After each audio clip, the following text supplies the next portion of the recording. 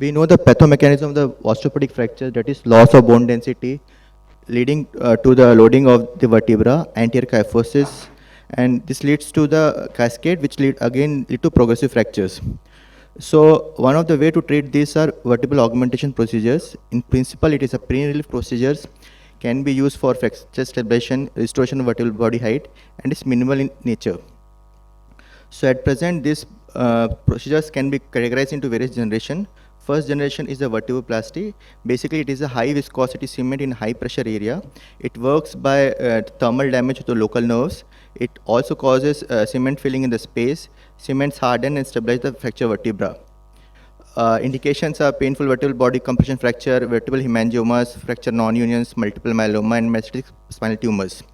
So limitations are like limited efficacy, risk of cement leakage, instability to restore the vertebral body height, refractures, and limited in treating older fractures.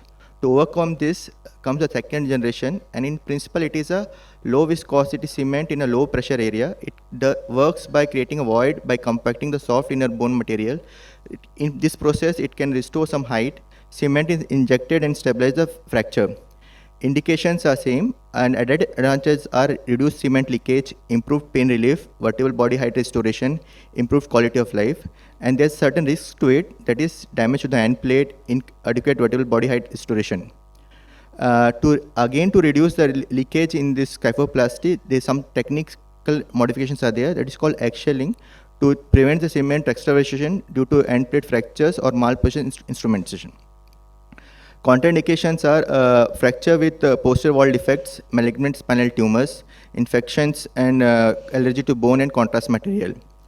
To overcome the limitation of the second generation comes the third generation. This is the balloon kyphoplasty plus cardiovascular stent technology, what we are using at present. So it is a spine jack system, kind of, where the stent, which is made up of titanium, nickel, chromium alloy, is used to restore the vertebral body height. It improves the load distribution across the vertebra and reduces the fracture in subsequent levels. The advantage of this is anterior column construction and sagittal balance restoration.